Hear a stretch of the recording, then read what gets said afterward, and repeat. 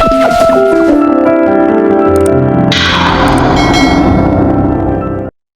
अब जब हम बात करते हैं बीआई और सीआई की, तो इस लिहाज से ऑट तो बिल्कुल अलग हट गया, लेकिन अभी भी शुड और मस्ट दोनों कंपटीशन में है, वे दोनों सेम कंसेप्ट फॉलो कर रहे हैं।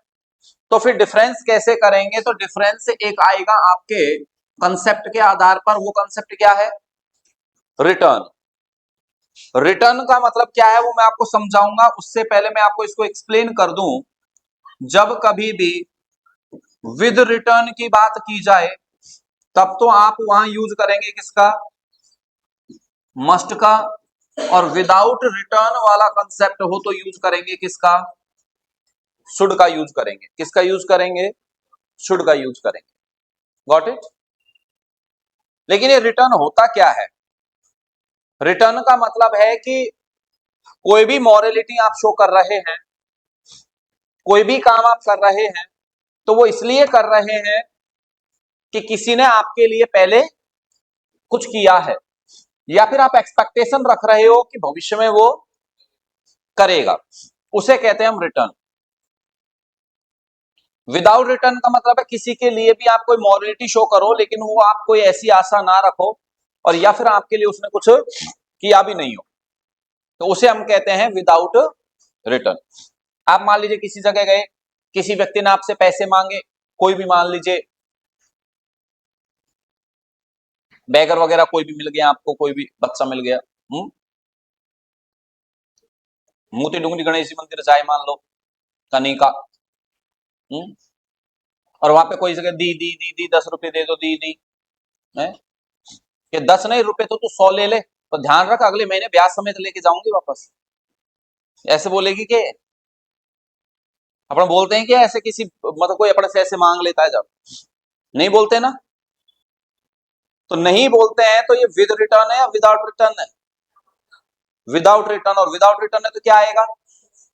शुड आएगा। ये मांगने वालों के आप में से कितने लोग हैं जिन्होंने फेस किया है इनको?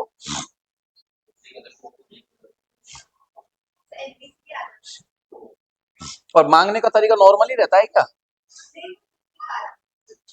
अच्छा नहीं, ट्रिक वाले तो अलग मामला हो गया, कुछ तो शो कर रहा है ना। अरे बहुत भयंकर मामला है भाई इनका, खतरनाक मामला है। पूरी एक वो होते हैं इनकी गैंग होती है ये।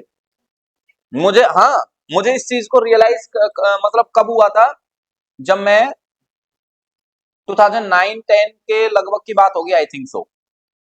2009-10 में मैं महेश नगर रहता था, तो मॉर्निंग वॉक जाता था मैं। तो मॉर्निंग वॉक एक बार जैसे मैं जल्दी गया, तो वहां देखा इनकी प्रॉपर एक गाड़ी आई, गाड़ी से इनको इनके जो पॉइंट्स है ना उन पर छोड़ कर गई, शाम को फिर वहां से इनको कलेक्ट करके लेके जाती है। पूरा एक चेन है इनका, चेन सिस्टम है पूरा। इनको खुद को थोड़ी रखनी होती वो चीज, पूरा जो हेड है ना इनका वो कमा रहा है इनके माध्यम से, तो खतरनाक काम है। तो मुझे लगा कि देखो, कमाने वाला तो कहीं से भी कमा ले हैं, हम मेहनत करके ऐसे कमा रहे हैं, वो आराम से लोगों को भिखारी बना के कमा रहा है, और लोग ही काम कर रहे हैं उसके लिए। बड़ा इनका सिस्टम होता है।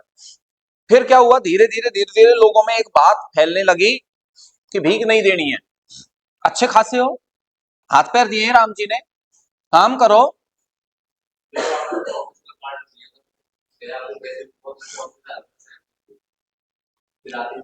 नहीं ऐसे तो आएंगे ही नहीं। अब कह दिया गया कि हाथ पैर दिए हैं राम जी ने सही सलामत है, भीख क्यों मांगते हो? तो उसके बाद में देखना अचानक से ऐसे भिखारियों की बाढ़ आ गई जो शारीरिक रूप से अक्षम थे, हैंडीकैप्ड थे, ऐसे भिखारियों की बाढ़ आई अचानक से। फिर लोगों को फिर क्या, फिर दया दृष्टि जन्मी, यार हम तो अभी तक तो कह रहे थे तेरे हाथ पैर सही सलामत है, इसके तो नहीं है सही सलामत, तो हमको देनी चाहिए भीख। तो लोगों ने देना शुरू कर दिया।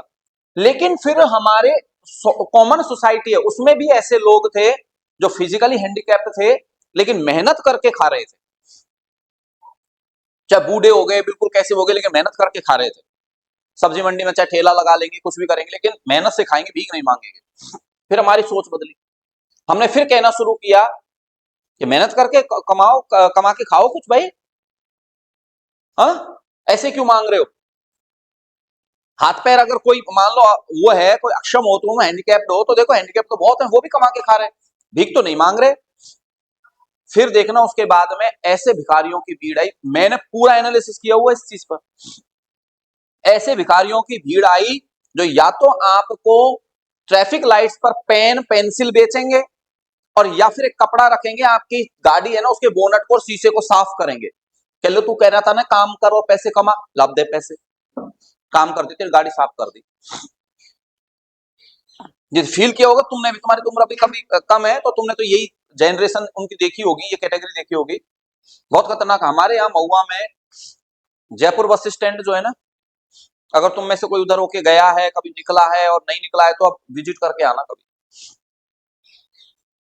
इनकी बेगर्स की, लेडीज की, लड़कियों की, और इनकी लड़कियों की लेडीज की विशेषता वो कैटेगरी है जो आपको हंसने पे भी मजबूर कर देगी और इरिटेट करने पर भी मजबूर कर देगी।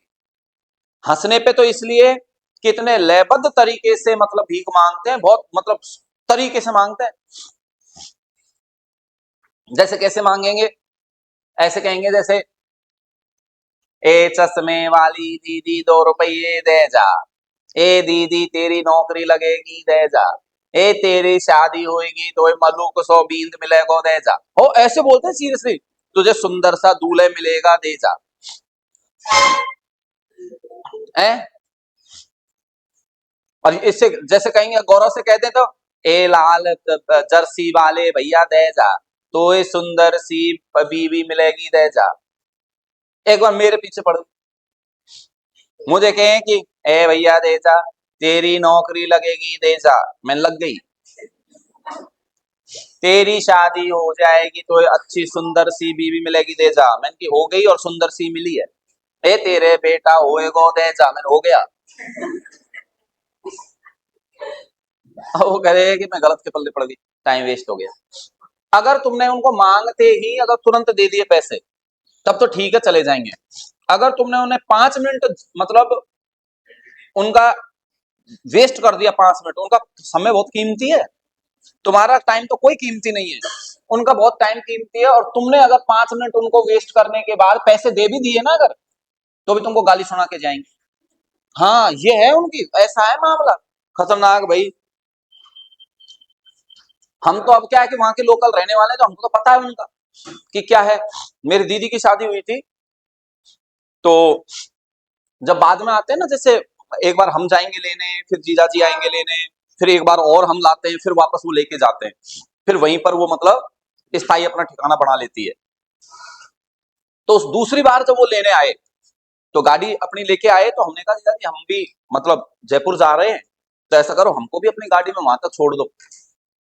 तो हमारे भी मन के हमको ऑटो ऑटो में जाना पड़ेगा, 10 रुपए दे के क्या मतलब, 10 रुपए बचेंगे। अब वहां हम पहुंचे, अब हम बैठे थे, अब वो आ गई मांगने, दीदी को उन्होंने दुल्हन के उसमें मतलब पता लग ही जाता है नई शादी हुई है, आगे जीजाजी से मांगे पैसे। अब जीजाजी थोड़े से वो एटीट्यूड में कि भाई नई नई, पहली बात तो कि नई नई शादी हुई है, और दूसरा हम बैठे हैं, ससुराल वाले बैठे हैं, तो दिखाना तो है, शो ऑफ तो करना बनता है ना।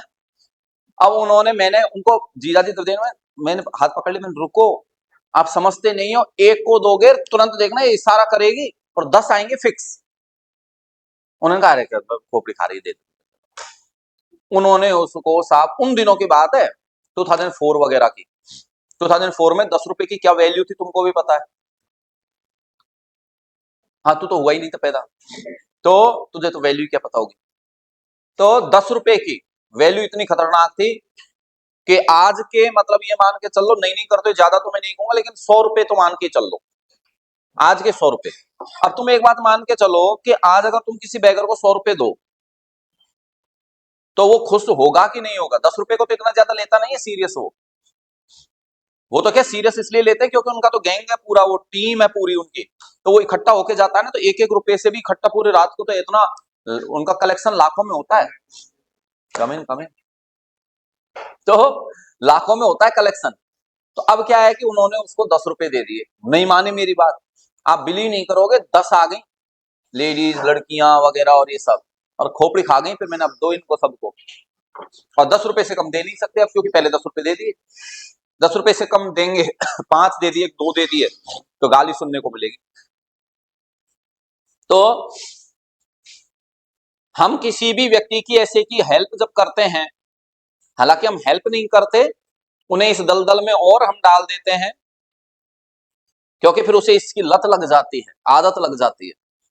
किसी भी बुरी चीज का विरोध करने का सबसे बेहतरीन तरीका होता है कि उस चीज को सपोर्ट मत करो, अपने आप वो चीज खत्म हो जाएगी। उसके प्रति आपका एक्शन जो होता है ना, वो ही उसे बदले में रिएक्शन करने पर मजबूर करता है। आप कोई एक्शन ही मत करो ना, अपने आप बंद हो जाएंगे।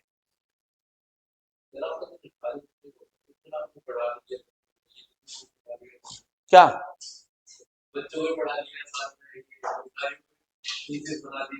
नहीं, ये तो फिर चलते फिरते मेरे चलता रहता है दिमाग में, ऐसे क्या चीज है मेरे तो ऐसे बहुत चला। पहले मैंने क्या किया कि मैं पैसे, मैं इसमें क्या है कि जैसे पैसे देता था मैं, तो मुझे जब वो लगाना कि इनकी गैंग है, मैंने कहा मेरा पैसा तो गलत जगह जा रहा है, जिसको मैं दे रहा हूं उसकी तो हेल्प ही नहीं हो रही ना, मैंने पैसे देना बंद कर दिया।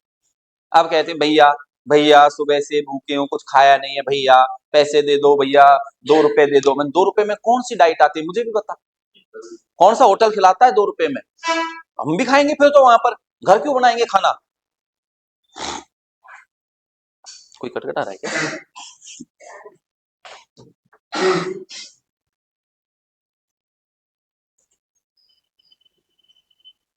दो लड़के हैं। अब मैंने उनको पैसे देना बंद कर दिया। अब पैसे देना बंद जब कर दिया, तो मैंने उनको कहा खाना खाना है ना तुझे, चल मैं खाना खिला देता हूँ। नहीं भैया आप 2 रुपए ही दे दो। इसका मतलब तुझे खाने की परवाह नहीं है, मैं खिला रहा हूं ना, पर खाना नहीं खाएंगे सहज ही। मैं फिर क्या कर देता, मैं अपने बैग में जनरली बिस्किट्स वगैरह और ये रखता था, बिस्किट्स के पैकेट वगैरह छोटे होते हैं ना, तो ऐसे आप कभी देखना मतलब मैं थोड़ा सा बताऊं इन चीजों पे आपको। एक वर्ग बेगर्स का वो भी है जो जितनी भी स्वीट्स की शॉप है ना, मिठाइयों की दुकान, जहां ये कचौरी समोसे ब्रेड पकोड़ा मिर्च पकोड़ा ये मिलेंगे, वहां पर निश्चित रूप से बैठे हुए मिलेंगे देखना, ज्यादातर जगह पे। और अपने साथ एक छोटा बच्चा जरूर रखेंगे, ये देखना। मैं तो फिर अब ये अदम में कहेगा सर आपने कितना एनालिसिस किया है इन पे इतना, तो बैठे हुए मिलेंगे। जैसे ही कोई व्यक्ति वहां खा रहा होगा ना, कोई आएगा और वहां दुकान पे जाएगा ना, तब तक उसे नहीं छेड़ेंगे बिल्कुल।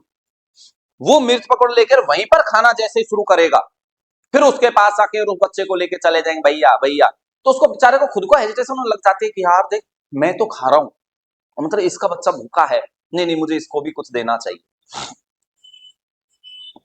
तो मैं भी ऐसे क्या करता, बिस्किट के पैकेट्स रख लेता कि बिस्किट का पैकेट तो खाने की चीज है ना, खाएगा तो सही। ये घटना है अंबावाड़ी, है ना इधर सीकर रोड की साइड में, अंबावाड़ी की बात है। हम लोग शाम को हमारी क्लास कंप्लीट करके युवाम कोचिंग में, जब मैं पढ़ाता था तब की बात है, हम अपना बैच कंप्लीट करके शाम को 7 बजे जनरली हम सब टीचर्स वगैरह बैठ जाते थे, वो अपने सुट्टे फूंक लेते थे और मैं अपनी चाय पी लेता था। चाय का मेरे मैं एडिक्ट हूं बहुत भयंकर, तो बैठते थे तो वहां वो आ जाते थे तो मैं बिस्किट का पैकेट उससे लेके, उस टाइम पर मेरे बैग में या तो खत्म हो गए और या फिर होगा नहीं कुछ होगा मैटर, मैंने उससे दुकान वाले से लेके, मैंने कि तुझे खाना है ना, बच्चे को लेके आया, बच्चा भूखा है बच्चा भूखा है, तो मैंने बिस्किट का पैकेट लेके उसको दे दिया, उसने ले भी लिया। और लेके तुम गेट, एक तो है ना गेट खुला छोड़ देते हो, इस काम के लिए नौकर बना रखा है मुझे तुमने, आदमी क्या क्या काम करे। आप बिलीव नहीं करोगे, कम इन, और गेट को ढंग से बंद करके जाते, हाँ ऐसे तोड़े मत, कॉलेज का पैसा लगा है और इस पैसे में तुम्हारा, अरे अरे अरे दादा, ये खोलने के लिए भी फिर मुझे ही जाना पड़ेगा। बात तो नौकर बनने की हो रही है ना यार। आप बिलीव नहीं करोगे, 5 रुपए का पैकेट जो बिस्किट का मैंने उसको दिलाया था ना, थोड़ी देर बाद में मैंने देखा पैक था बिस्किट का पैकेट, उसको ले जाके वापस दुकानदार को रिटर्न कर दिया 2 रुपए में। दुकानदार भी खुश, क्योंकि अब 2 रुपए में उसके पास पैकेट आया है, 3 रुपए उसके भी बचेंगे, तो वो भी ले लेते थे रिटर्न। बहुत मतलब आप कल्पना नहीं कर सकते इन चीजों के प्रति, जितना तगड़ा बिजनेस इन चीजों का चल रहा है, मतलब छोटी छोटी चीजों का। आपको जैसे कि आपको एक और एग्जांपल दूं, जैसे हिंदू मिथोलॉजी के अकॉर्डिंग, जब मैंने हिंदू मिथोलॉजी में देखी है चीजें इस वजह से, तो वहां पर आप देखना शमशान में लास्ट टाइम पे होता है ना, किसी व्यक्ति की डेथ हो जाती है तो उसको फिर लास्ट टाइम पे जब ले जाते हैं तो कपड़े वगैरह उसके रिश्तेदार और जो सब उड़ाते हैं। नहीं नहीं, जैसे वो लेडी की डेथ हुई तो उसको साड़ियां वगैरह और अच्छे अच्छे कपड़े, अब वहां पर जाकर और उन कपड़ों को एक साइड कर दिया जाता है। गांव में परंपरा होती है इसी वजह से कि उस साड़ी का, जिससे कि गांव वाले बहुत तेज होते थे इस मामले में, कि साड़ी को कोई पुनः वैसे ना यूज कर सके, इसलिए उस कपड़े का एक कोना क्या कर दिया जाता था, फाड़ दिया जाता था। अब फटे हुए कोने को कोई दुकानदार नहीं लेगा, कोई और नहीं लेगा, उसको जो है यूज करने वाला, शमशान का जो देखभाल करने वाला है वही काम में लेगा। लेकिन अब शमशान वाला जो अब शहर में आ गए, तो शहर में अब शमशान वाला रोज की वहां पे तो इतने कई दो लोग भी अगर आ गए रोज के, तो कितनी साड़ी पहनेगा वो। अब अभी मेरी बुआ जी की डेथ हुई थी थोड़े दिन पहले, शायद उस टाइम पे क्लास में मैंने तुमको बताया भी था। तो इतनी अच्छी अच्छी साड़ियां वगैरह उनकी जो आई थी ना, एक भी साड़ी का, एक भी कपड़े का कोना नहीं फाड़ने दिया उन्होंने। और फिर जब इस चीज का एनालिसिस हुआ ना, तो पता लगा वो सारी साड़ियां उठा के उनको बढ़िया ड्राई क्लीन वगैरह करवा करवा के और मार्केट में निकाला जाता है वापस। ये लो, डेड बॉडी पर उड़ाई हुई कपड़े आप लोग कब वापस खरीद कर पहन लेते हो, पता तक नहीं लगता। और अब क्या हम पता कैसे लगाएं भी, कैसे इस चीज का, बिल्कुल नहीं तो है वो। इतना खतरनाक है इन लोगों का मामला, मतलब इनको किसी के कोई धर्म से, किसी के कोई मान्यता से, किसी की रीति रिवाज से, किसी के खुद के पर्सनल जो प्रेजुडिसेस वगैरह है उनसे कोई लेना देना नहीं होता। इनको सिर्फ एक चीज से लेना देना होता है, वो होता है पैसा। वो कैसे आए,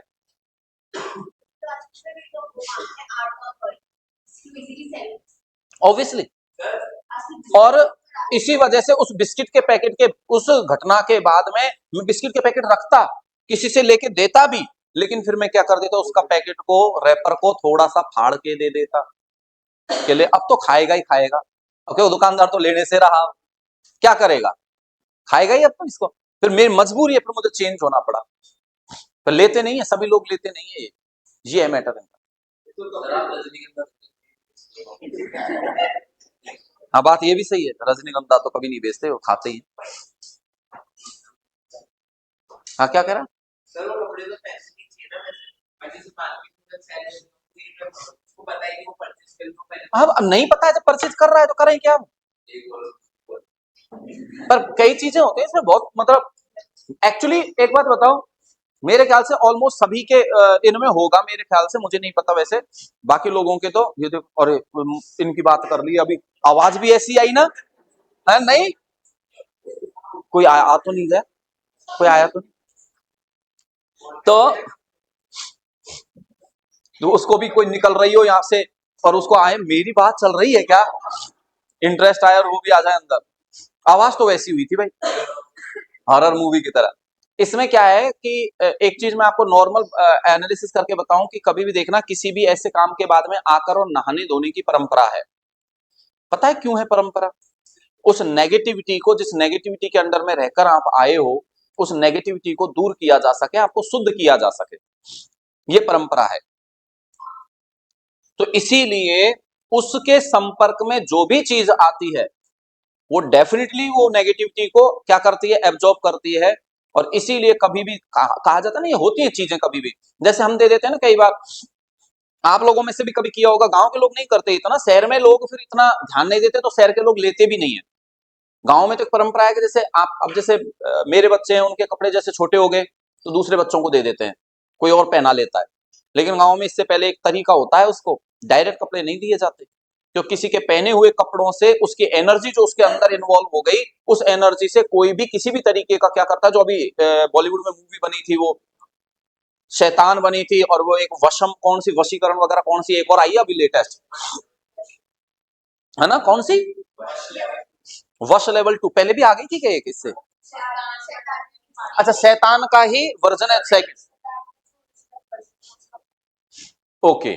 तो ऐसे, तो इसमें गांव के लोग क्या करते हैं, ऐसे आप भी इस चीज को मतलब कर सकते हैं, इसमें कोई बड़ी बात तो नहीं है। उसको किसी को भी, आप किसी ने मांगा कोई कपड़े दे दो, या आपके छोटे हो गए हो कपड़े, या आप जिनको यूज नहीं करना चाहते, तो डेफिनेटली किसी ना किसी को दोगे, आप हैंड ओवर करोगे। तो आप ऐसा कर लो, उनको जब आपने कहा अब आज के बाद में मैं इसे नहीं पहनूंगा या पहनूंगी, तो उसको गांव में एक परंपरा है कि पानी में थोड़ा सा नमक डाल के उसमें उन कपड़ों को डिप करके और फिर रख लो, फिर दे दो उनको, कोई दिक्कत नहीं है। क्योंकि वो नमक जो होता है ना, वो हर तरह की एनर्जी को क्या कर लेता है, खुद एब्जॉर्ब कर लेता है। तो आपके कपड़े में जो आपकी एनर्जी हुई ना, उसको क्या कर लेता है, वो अपने में ले लेता है, कपड़ा फिर आपकी एनर्जी से रहित हो जाता है। पानी किसी को पिला दिया तो वो तेरे बस में हो जाएगा, तेरी एनर्जी उसके अंदर चली जाएगी। ठीक है, तो ये कंसेप्ट। अच्छा एक बात बताओ, माता पिता की हम सेवा करते हैं, माता पिता की सेवा की जाती है, उसमें रिटर्न का कंसेप्ट होता है, विदाउट रिटर्न का? सोच समझ के बताना। रिटर्न का होता है, क्यों? क्योंकि आशीर्वाद हमें चाहिए और उन्होंने हमारे लिए कुछ ना कुछ पहले किया है, उन्होंने भी तो हमारे लिए कुछ किया है, तो इसलिए हम क्या कर रहे हैं, रिटर्न में उनकी सेवा कर रहे हैं। तो उसके लिए रिटर्न वाले कंसेप्ट में कौन आएगा? मस्ट आएगा। तो अब समझना, इसको बिल्कुल इजी है। जैसे मैंने की कहा,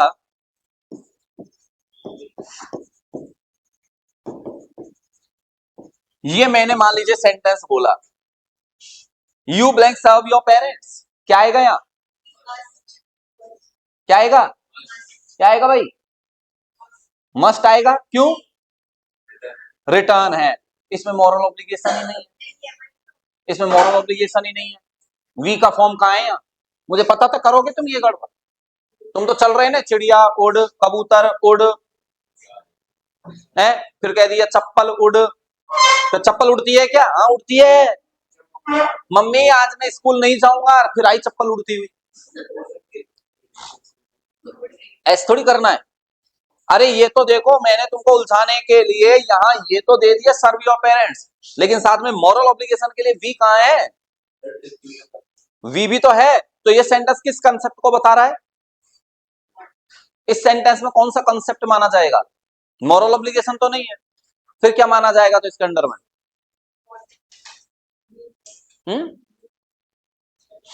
ड्यूटी में तो वी शामिल होता है। अरे थोड़ी सी गड़बड़ कर गई, एडवाइस है। सजेशन में तो वी आ जाता है और उसमें स्पीकर इन्वॉल्व नहीं होता। एक बार क्लैपिंग करो इसके लिए। क्या करें तो फिर एडवाइस के लिए तो शुड ही आता है, तो इसमें शुड ही आएगा। समझ गए?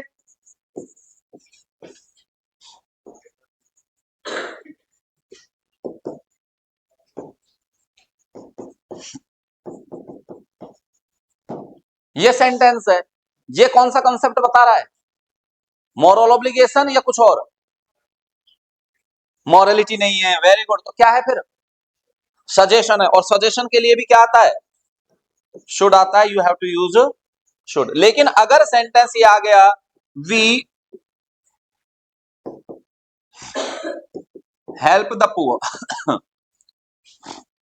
अब देखो वी आ गया, हेल्प द पुअर, मॉरलिटी आ गई, और दोनों साथ मिलके तो मॉरल ऑब्लिगेशन, और मॉरल ऑब्लिगेशन में फिर आपको ये रूल अप्लाई करना है। तो रिटर्न है या विदाउट रिटर्न? विदाउट रिटर्न है तो क्या आएगा?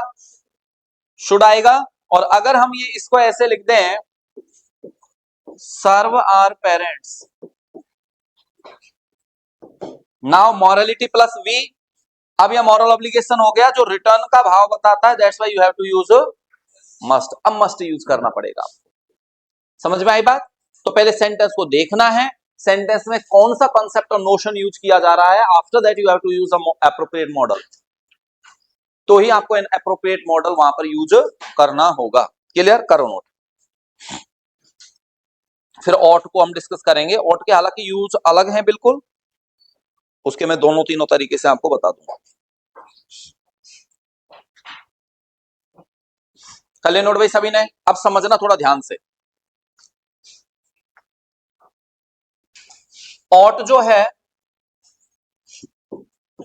पहली बात तो ये अपने पास सीआई तो लेता ही है, ये तो कंफर्म है अपने। क्लियर है? लेकिन एक कंसेप्ट ध्यान रखना, ये तभी यूज होगा जब एक तो सेंटेंस में क्या आए? वी आए, उसके प्लस में क्या आए, और दूसरा एक और कंसेप्ट होना चाहिए जिस सेंटेंस में कंप्लेन का भाव, उल्हाना देने वाला, शिकायत का लहजा जहां आए, वहीं आप ऑट या यूज कर सकते हैं, अदरवाइज यूज नहीं होता। नियम तो यह है ऑट का। वैसे ब्लैंक वाले सेंटेंसेज में कई बार ऑट वैसे भी आ जाता है, क्योंकि ऑब्जेक्टिव क्वेश्चंस में क्या होता है, हमें ऑप्शंस पे डिपेंडेंट रहना पड़ता है। भाई जैसे ऑप्शन वैसे हमें काम करना है, नहीं? तो मैं इसके सभी तरीके के आपको कंसेप्ट, पहले मैं कंप्लेन वाला कंसेप्ट बता दूं। कंप्लेन का मतलब क्या है? कंप्लेन का मतलब है कि जैसे कि मान लीजिए आपको कोई काम करना चाहिए था लेकिन आपने नहीं किया, और कोई आपसे कहे कि देखो ये काम करना चाहिए था, या फिर कोई काम नहीं करना चाहिए था और आपने वो काम किया, तो उसके लिए जो कोई कुछ बोलता है उसे हम कहते हैं कंप्लेन। क्या बोलते हैं? कंप्लेन बोलते हैं। क्लियर है कंसेप्ट? वैसे तो एग्जाम में जब क्वेश्चंस पूछे जाते हैं तो ऑब्जेक्टिव क्वेश्चन पूछने का लहजा अलग होता है। जैसे मान लीजिए मैंने ये सेंटेंस लिखा और इसमें कर दिया टू हेल्प द पुअर, तो इसमें तो आंख बंद करके भी आप क्या कर सकते हो? फिल कर सकते हो, क्योंकि ब्लैंक के बाद में जो यूज हो रही है वो क्या है? सीआई है। और यहां गरीब की हेल्प करना और वी की फॉर्म आना मॉरल ऑब्लिगेशन को तो बताता ही है। मॉरल ऑब्लिगेशन के लिए कितने मॉडल्स आते हैं? 3 मॉडल आते हैं। एक तो आता है शुड, एक आता है मस्ट और एक आता है ऑट। तीनों में से कॉमन इन्फिनिटिव कौन लेता है? ऑट लेता है। तो इसमें तो बेझिझक आप ऑट यूज कर लेना। लेकिन अगर एग्जाम में क्वेश्चन इस तरीके से भी पूछ लिया जाए, हेल्प द पुअर, और यहां ऑप्शन फर्स्ट दे दिया जाए मस्ट, ऑप्शन सेकंड दे दिया जाए ऑट और उसी के साथ लगाकर दे दिया जाए टू, ऑप्शन थर्ड दे दिया जाए माइट, और ऑप्शन फोर्थ दे दिया जाए कुड। अब आपको पता है हेल्प द पुअर की बात कर रहे हैं तो ये विदाउट रिटर्न वाला केस है, मस्ट आ नहीं सकता विदाउट रिटर्न में। माइट और कुड मॉरल ऑब्लिगेशन में आते नहीं है, तो अब यहां हमारी मजबूरी है कि हम यहां किसको करके आएंगे? ऑट को ही करके आएंगे। टू उसके साथ लग ही रहा है तो टू लगने से वो सीआई बनी जाएगी वो। लेकिन रियल तो ये है कि आपको क्वेश्चंस इस तरीके से दिए जाएंगे, तो वास्तव में इसका यूज होता कैसे है? जैसे my friend did not help a poor boy so I told him that he help the poor. ये सेंटेंस आ गया तो कंप्लेन का भाव आया कि नहीं आया? कि मेरे दोस्त ने गरीब बच्चे की सहायता नहीं की इसलिए मैंने उसे कहा कि गरीब की सहायता करनी चाहिए। कंप्लेन का भाव आ गया तो क्या आएगा ब्लैंक में? क्या आएगा? और इस प्रकार से आपका एक क्वेश्चन गलत हो जाएगा क्योंकि यह वी की फॉर्म नहीं है। किसकी फॉर्म नहीं है? वी की फॉर्म नहीं है। और इसलिए ये सेंटेंस भी किसका है? एडवाइस का। और एडवाइस में तो शुड ही आता है, यहां शुड आएगा। समझ में आ गई बात? लेकिन अगर मान लो मैं सेंटेंस इस तरीके से लिख देता हूं, my brother did not help a poor boy, so I told him that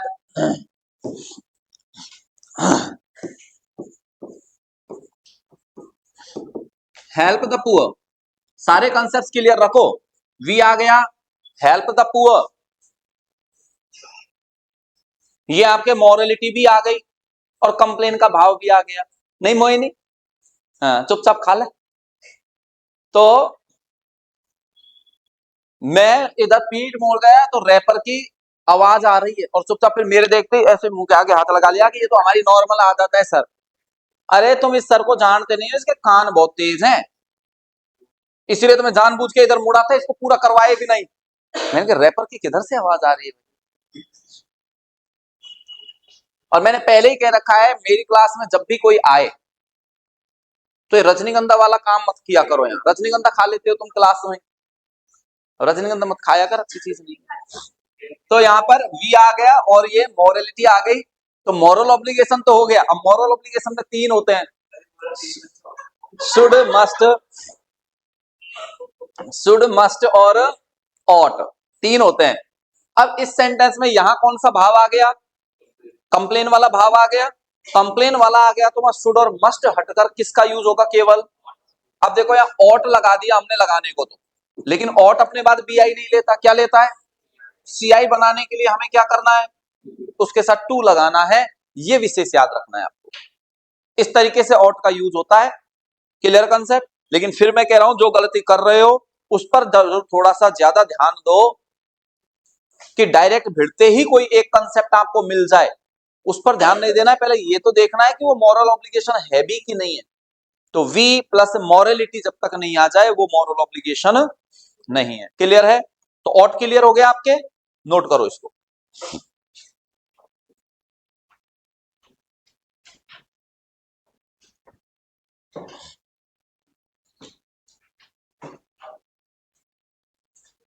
पर कभी भी देखना ये रजनीगंधा खाने वाले लोग ये ऐसे होते हैं ना, इनकी आदत होती है, इनसे कोई व्यक्ति बात कर रहा है तो सामने वाले व्यक्ति के द्वारा की जाने वाली बात की वैल्यू पे डिपेंड करता है कि वो क्या उसकी वो रहेगी। मतलब वो अपने मुंह की रजनीगंधा को थूक के बात तभी करेगा जब उसको पता लग जाएगा कि सामने वाले की बात की वैल्यू उसकी रजनीगंधा की वैल्यू से ज्यादा है। अगर नहीं है ना तब तक तो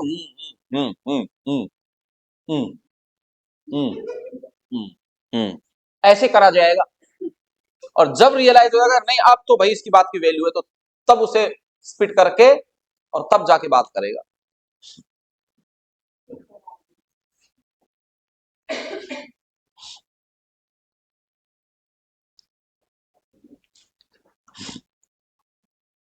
एक एनालिसिस और था, वो मैंने तुमको बताया था ना शायद एक बार, और बाएं हाथ से लिखने वाले और दाएं हाथ से लिखने वाले का वो लॉजिक को कैसे पता लगे। तो मैंने बताया कि जैसे कि पूरी क्लास भरी हुई अगर है तो भी सभी के सिर्फ सिर्फ सिर दिख रहे हैं।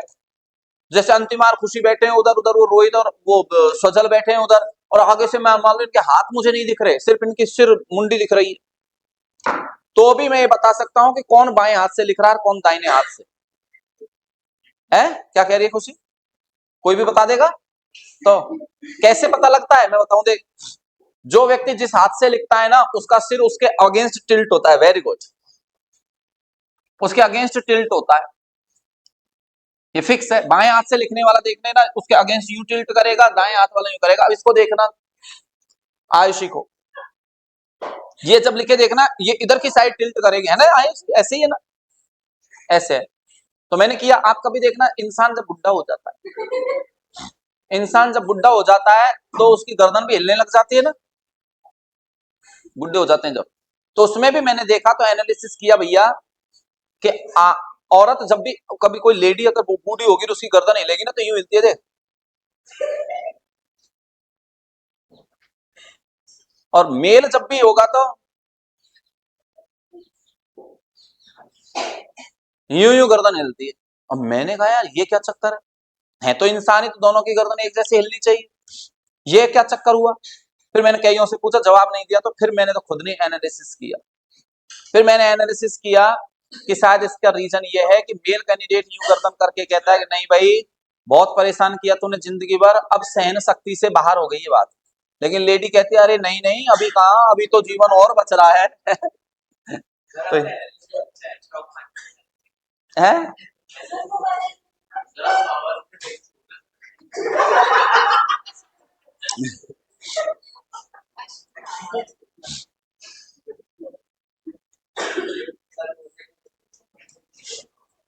तभी तो मैं कहता हूं जो किसी भी काम को करने के लिए जो कैंडिडेट ये कहते हैं ना कि सर टाइम नहीं मिला, मुझे बड़ा आश्चर्य होता है कि टाइम क्यों नहीं मिलता।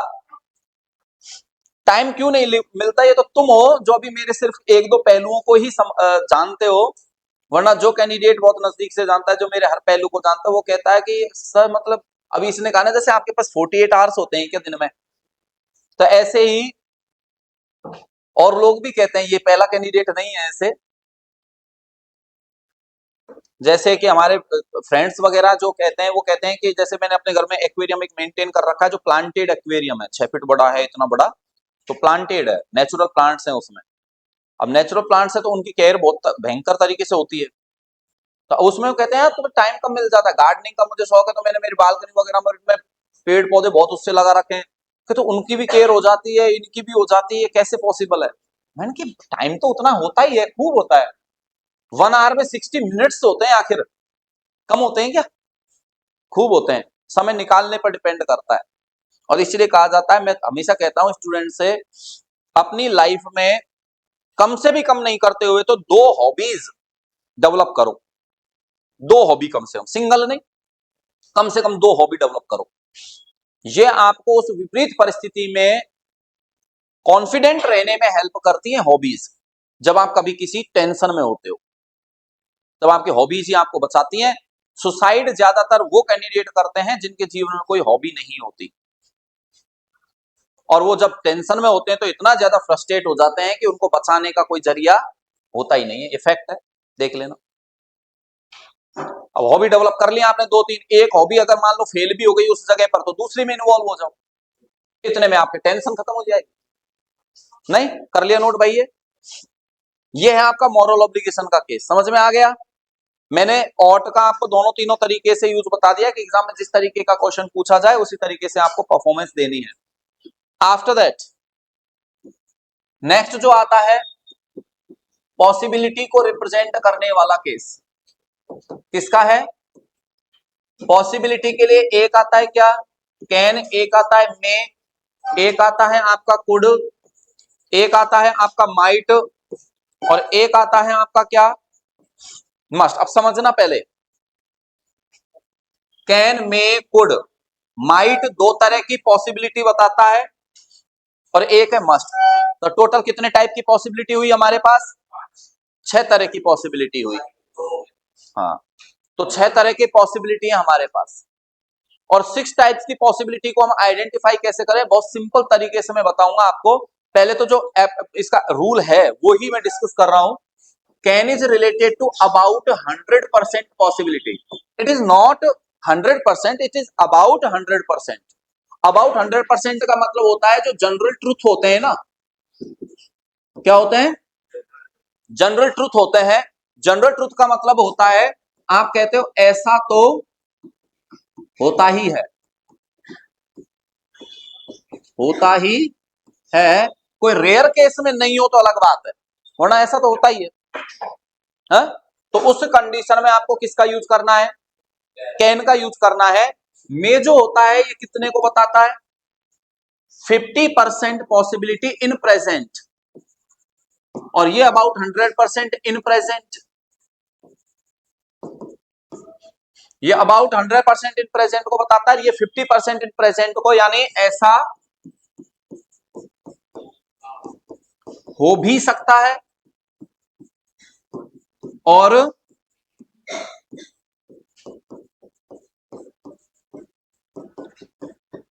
नहीं भी। ऐसा हो भी सकता है और नहीं भी। कोई मतलब जरूरी नहीं है कि होगा ही होगा, हो भी सकता है और नहीं भी। प्रोबेबल बोलते हैं इसको, प्रोबेबिलिटी जो होती है। कुड जो होता है ये अबाउट 100% इन पास्ट। माइट जो होता है 50% इन पास्ट तो होता ही है, लेकिन एक और ये बताती है जिसे कहा जाता है रिमोट पॉसिबिलिटी। कैसी पॉसिबिलिटी? यानी ऐसी पॉसिबिलिटी जो हमारे एसी और टीवी की तरह किससे ऑपरेट होती है? रिमोट से ऑपरेट होती है। किससे होती है? रिमोट से ऑपरेट होती है। ऐसा बिल्कुल नहीं है, सीरियस मान रहे हो? रिमोट का मतलब होता है लेस पॉसिबिलिटी। क्या होता है? जिसे हम कहेंगे लेस देन 50%, बहुत कम पॉसिबिलिटी होती है, जिसके लिए हम कहते हैं, जो गाना आता है ना, कभी कभी मेरे दिल में ख्याल आता है, वो वाला है ये। कभी कभी ऐसा होता है, मतलब ज्यादातर तो नहीं होता लेकिन कभी कभी ऐसा होता है। तो इसको जब आप रिप्रेजेंट करोगे तो वहां किसका यूज करना है आपको? माइट का यूज करना है। और मस्ट जो होता है ये होता है स्ट्रॉन्ग पॉसिबिलिटी को रिप्रेजेंट करने वाला। स्ट्रॉन्ग पॉसिबिलिटी, लेकिन किस इसके लिए हम क्या बोलेंगे? मोर देन 50% जो होती है इसे हम कहेंगे कि अधिकतर ऐसा होता है। ये मैंने आपको पहले भी क्लास में एक बार एक्सप्लेन कर दिया है, ये सारा कंसेप्ट किया हुआ है, कंसेप्ट एक्सप्लेन आपको एक बार। अधिकतर ऐसा होता है, इसके संदर्भ में मैंने एक एग्जांपल भी दिया था कि जैसे नए कपड़े पहनते हैं हम, तो नए कपड़े पहनकर ज्यादातर अधिकतर हम कहां जाते हैं? जिम में जाते हैं। हमेशा नहीं होता भले ही ऐसे, कई बार हम नए कपड़े रोजमर्रा में भी पहन लेते हैं, लेकिन ज्यादातर समय ऐसा होता है कि नए कपड़े पहनकर कहां जाया जाता है? पार्टी में, जीमने के लिए, बारात में, कहीं ना कहीं जाएंगे आप नए कपड़े पहनकर। अधिकतर समय ऐसा होता है। घने काले काले बादल आ गए आसमान में, तो ऐसी परिस्थिति में अधिकतर क्या होती है? हमेशा थोड़ी होती है, कई बार तो बिल्कुल अंधेरा हो जाता है, काले बादल है, बिना बरसे निकल जाते हैं, होता है ना ऐसे। तो अधिकतर लेकिन बारिश करवाएंगे वो। तो इस कंसेप्ट के अकॉर्डिंग जब आप चलोगे ना, तो आपके लिए इजी हो जाएगा, आप इजीली समझ भी लोगे इस चीज को। क्लियर है? करो नोट। सर अगर कोई चीज शॉर्ट टर्म तो मतलब कोई चीज फिक्स होती है ऐसी उसमें मॉडल ही नहीं आता।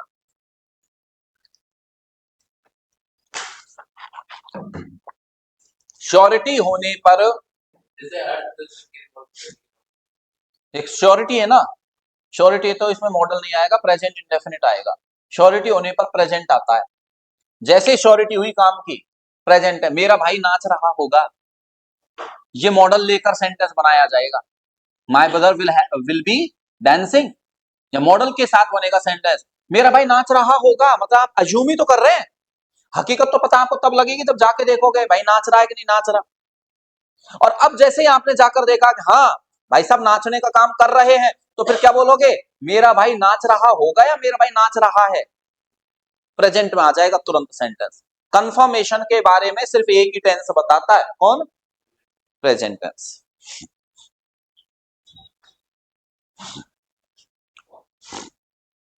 कर लिया नोट भाई? इसे नोट कर लो, बाकी और जो डिस्कशन है वो नेक्स्ट क्लास में। ठीक है? हाँ जी। सो इन आवर लास्ट क्लास हम डिस्कस कर रहे थे अपने मॉडल्स को, है ना।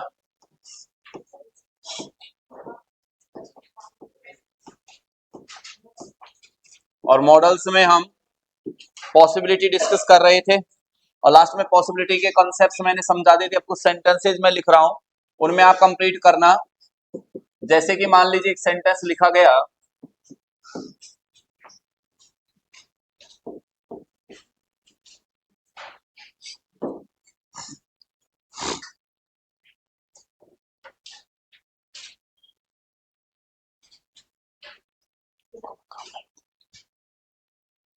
ठीक है, एक सेंटेंस तो ये है।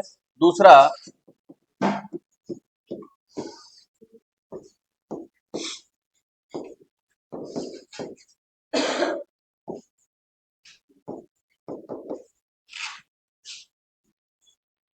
एक ये है,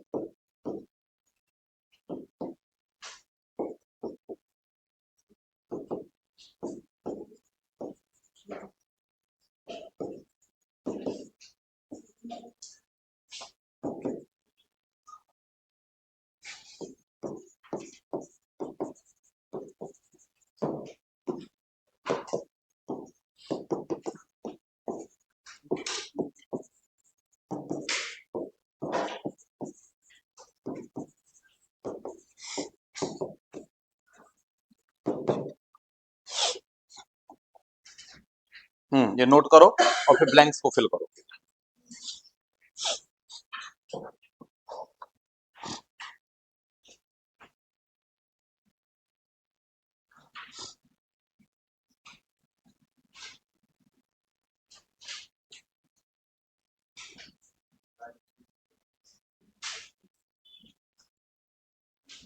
अनीशा, ये डिजाइन बाद में बना लेना, इनको फिल कर ले। कर लिए? गुड, हो गए। पहले में क्या आएगा? एन आएगा पक्का? क्यों?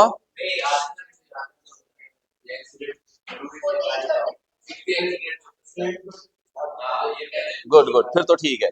तो यहाँ पर हमें कहेंगे क्या आएगा? कैन आएगा।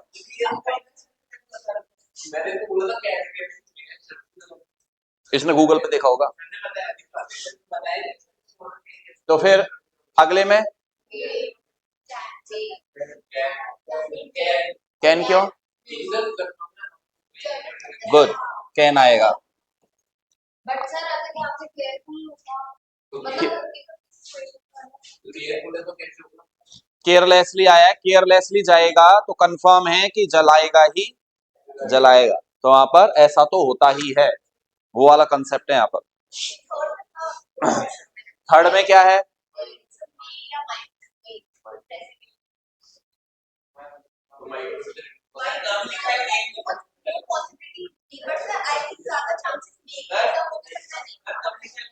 में आएगा यहाँ, क्योंकि कोई भी कॉन्सेप्ट यहाँ नहीं है ऐसा जो इसकी रिमोट पॉसिबिलिटी को बता रहा हो, स्ट्रॉन्ग पॉसिबिलिटी को बता रहा हो, अबाउट 100% को बता रहा हो। ऐसा कुछ भी कंसेप्ट यहाँ दिया हुआ नहीं है। तो इसका मतलब भाई आ भी सकता है और नहीं भी। अगले में बताओ किसके लिए, कैसे पता लगा? वेरी गुड, एब्सोल्युटली राइट, बहुत बढ़िया, शाबाश। फ्यू दे रखा है और फ्यू का मतलब होता है न के बराबर है, और न के बराबर बादल है तो बारिश होने की चांस भी न के बराबर ही होंगे, यानी रिमोट पॉसिबिलिटी होगी। That's why you have to use might. अगले में माइट क्यों आएगा तनिष्क? यहां देखिए टोल्ड आ रहा है, पास्ट की बात कर रहा है, और इसलिए यहां माइट का यूज किया जाएगा कि पास्ट की बात कर रहा है कि भाई मतलब वो डॉक्टर बन भी सकता था और नहीं भी। 50% इन पास्ट को रिप्रेजेंट कर रहा है। नेक्स्ट सेंटेंस कुड आएगा। गुड, अबाउट 100% इन पास्ट को बता रहा है। कैन नहीं आएगा। आगे देखो हेड गॉन आ रहा है, पास्ट आ रहा है तो पास्ट के साथ पास्ट ही जाएगा ना। दैट्स व्हाई कुड का यूज करना है। अगले में बताओ, sky is full of dark clouds, it blank rain today. कल आई थी तू वृंदा? फिर कहां ध्यान है? Sky is full of dark clouds, आसमान काले बादलों से, और कल एग्जांपल दिया था मैंने। तो यहां पर क्या आएगा? मस्ट आएगा, यानी स्ट्रॉन्ग पॉसिबिलिटी है कि ऐसा तो हो सकता है अधिकतर। अगले में a boy is jumping across the boundary of the house, he blank be a thief.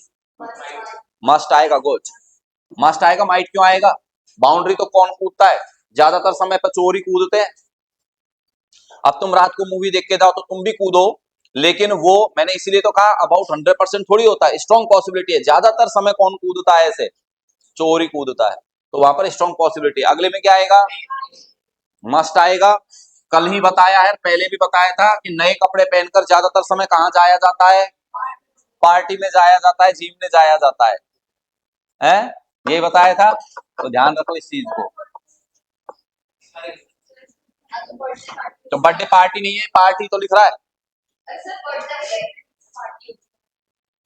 अच्छा, मतलब पार्टी नहीं दे रहे, वैसे ही पहन ले, तो उसी के लिए तो छोड़ दिए ना, खुद कुछ पार्ट छोड़ दिया ना। एक बात बताओ, मैं तुम्हें एग्जांपल दूं, मैंने ये जैकेट जब खरीदी थी तो मैं इसको पहन के पहले पहले कभी कहीं किसी पार्टी में नहीं गया था। मैं यहाँ पर मेरी क्लासेस में पढ़ाने के लिए ही आया था पिछली साल इसको पहनकर, तो कहाँ हुआ पार्टी का कंसेप्ट पूरा। लेकिन इसलिए तो मैंने कहा ज्यादातर समय ऐसा होता है, लेकिन अधिकतर समय। आज एक काम करना, घर जाके और मम्मी से बोलना कि मम्मी मुझे नए कपड़े चाहिए, तो मम्मी डायरेक्ट बोले तू कब बारात में जा रही है जो है। तो इसका मतलब थियरी यही है कि ज्यादातर समय नए कपड़े पहनकर कहां जाया जाता है? शादी ब्याह में या जीवनी जाया जाता है। तो इसलिए कंसेप्ट है। अच्छा, एक बात बता, बाहर जैसे तू अभी क्लास के बाद में पार्किंग एरिया में जाए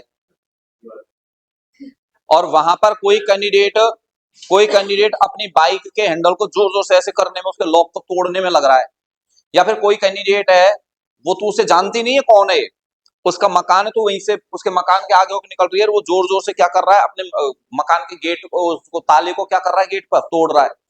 तेरी फर्स्ट जो सोच बनेगी वो क्या बनेगी, वो चोर है या फिर मालिक है। बस इसलिए बाउंड्री तो कोई भी कूद सकता है, मैं मना नहीं कर रहा हूं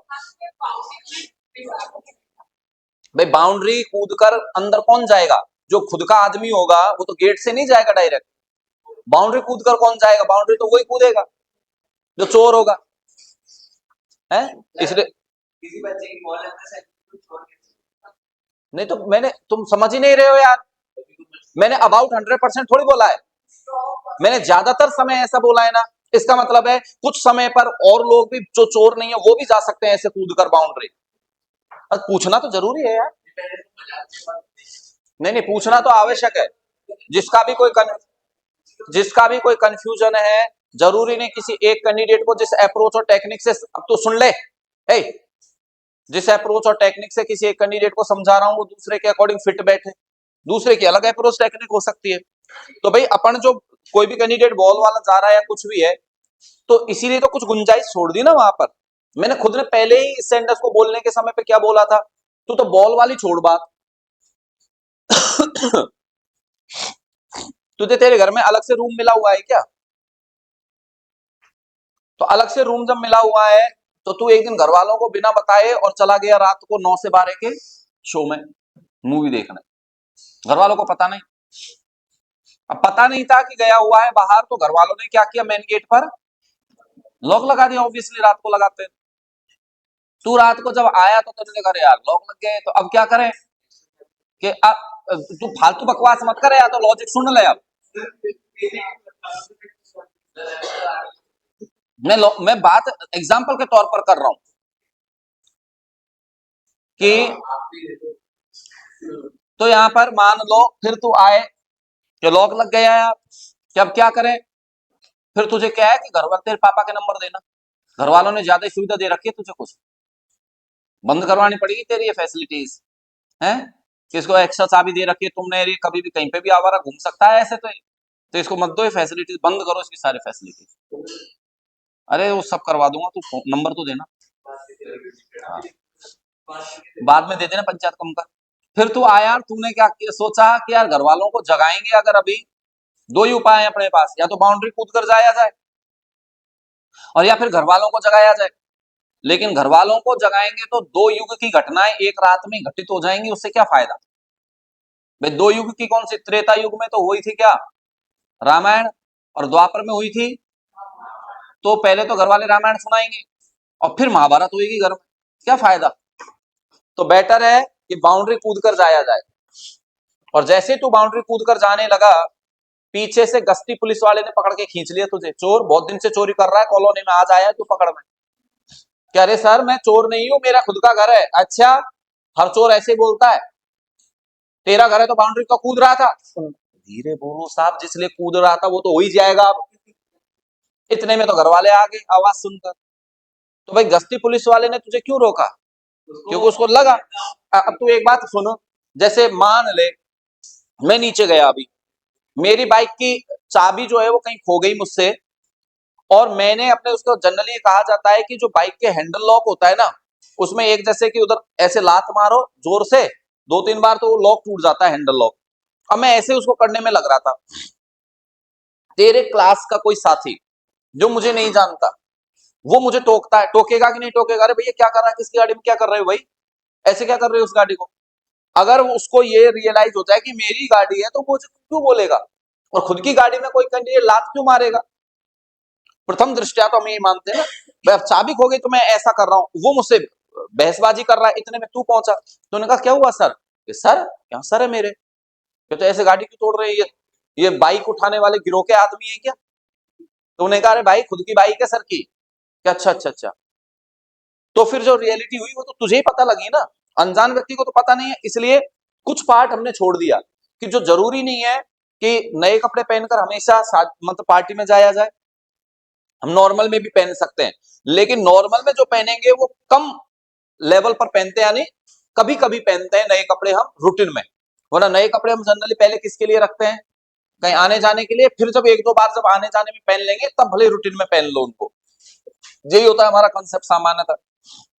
दूसरी बात, जैसे तुम्हारी अब कॉलेज में जैसे एनुअल फंक्शन हो या फिर फ्रेशर पार्टी हो या फिर कुछ भी हो, पार्टी तो है, तो तुम्हारे दिमाग में काम ये चीज काम नहीं करती कि माँ के चले नए कपड़े खरीद के लाए, बढ़िया सूट वगैरह खरीद के लाए, चलता है ना दिमाग में कंसेप्ट। तो इसका मतलब नए कपड़े पहनकर ज्यादातर समय कहाँ जाया जाता है, पार्टी में।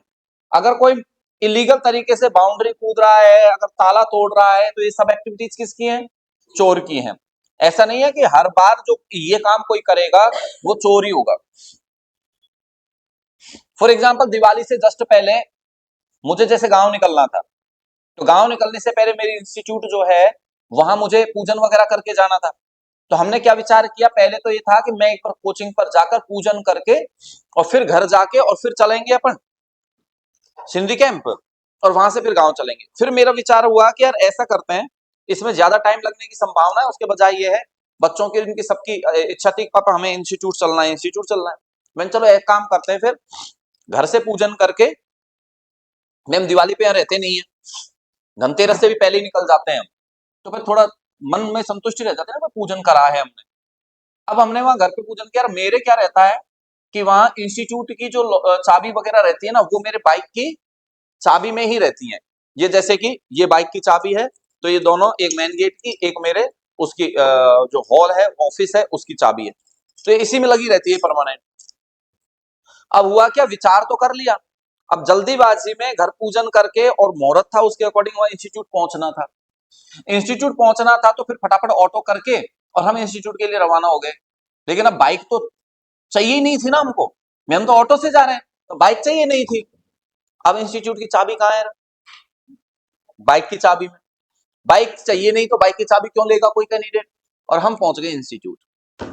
मैं रहता हूं पत्रकार कॉलोनी, इंस्टीट्यूट है गोपालपुरा बाईपास पर, गुजर की थड़ी पर, ऑलमोस्ट 8 किलोमीटर दूर। वहां जाके पहुंचे और फिर जैसे ही कहा यार गेट कैसे खोल, अरे यार चाबी तो रह गई, घर ही रह गई, अब क्या करें, ऑटो करें जाएं फिर वापस आए, ये करें उसके बजाय, तो फिर इतने में तो टाइम ही निकल जाएगा, फिर बस का टाइम हो रहा था। अरे यार क्या करें, फिर मुझे इंस्टीट्यूट के लॉक तोड़ने पड़े। उस टाइम पर कोई कैंडिडेट आ जाता तो मुझे टोकता नहीं, क्या भाई क्या कर रहा है रे ये? क्यों, क्योंकि according to general truth this is an activity related to thief, तो ये तो थीफ से रिलेटेड एक्टिविटीज है। इसलिए मैंने ये कहा है ज्यादातर समय ऐसे होता है, हमेशा ऐसा नहीं होता, ज्यादातर समय ऐसा होता है ये एक्टिविटी करने वाला चोर होता है, ये है रीजन। ठीक है, हम भी कूदते हैं, ऐसी कोई बात नहीं है। तुमने कहा बच्चे जैसे बॉल चली जाए तो कूदते हैं मकान में, तो चोर थोड़ी हो, बिल्कुल मैं मान रहा हूँ, एग्री कर रहा हूँ इस बात से। पर मोर देन 50% की बात की है मैंने, मोर देन 50% में समय ऐसा होता है कि जब ये काम चोर का ही होता है। Got it. तो यहां पर ये आपकी पॉसिबिलिटी वाला केस कंप्लीट हुआ। पॉसिबिलिटी के बाद में आप लोग एक कंसेप्ट को समझना, यहाँ एक वर्ड है हमारे पास यूज्ड, इसको बहुत ध्यान से समझना भैया। और इस यूज्ड को मैं कंप्लीट करवाऊं इससे पहले आप लोगों को दो चीजों पर मैं कंसंट्रेट करवाना चाहूंगा। एक तो मेरे पास वर्ड है हैबिचुअल, और एक मेरे पास वर्ड है क्या, familiar. What is the difference between these two words? Habitual and familiar. क्या डिफरेंस है?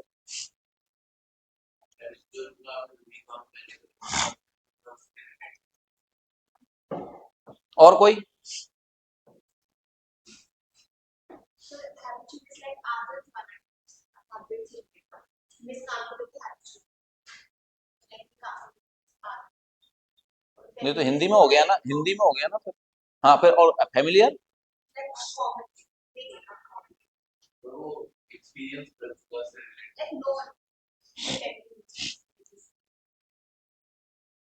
तुम लोग मेरे साथ फेमिलियर हो कि हैबिचुअल हो? कैसे?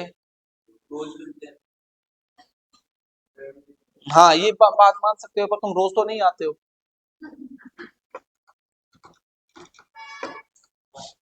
एक मूवी में गाना आया था, मुझे तो तेरी लत लग गई, वो सही है कि गलत है? आपने इसका गाना आपने इसका ध्यान दिया। ये तो बात है, ये लड़का मुझे जरूरत से ज्यादा जानने की कोशिश कर रहा है। गुड। अभी गलत है या सही है थोड़ी देर बाद में पता लग जाएगा। तो हैबिचुअल और फेमिलियर क्या होता है? आयुषी की बात करूं मैं, अगर आयुषी है ना नाम, आयुषी की बात करूं तो आयुषी बाकी और लोगों के बजाय अगर बात करूं तो मेरे साथ हैबिचुअल है या फेमिलियर है?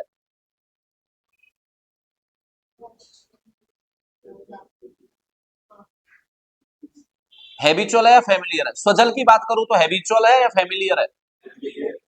फेमिलियर नहीं है स्वजल और आयुषी अभी।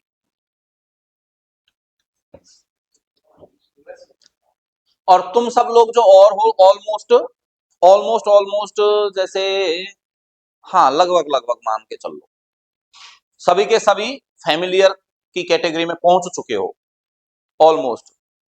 तुम्हारा नाम क्या बेटा? साक्षी। हाँ साक्षी भी मतलब फैमिलियर कम है, हैबिचुअल है। कारण? और अगर मैं अदम्य की बात करूं तो अदम्य सबसे ज्यादा फैमिलियर है।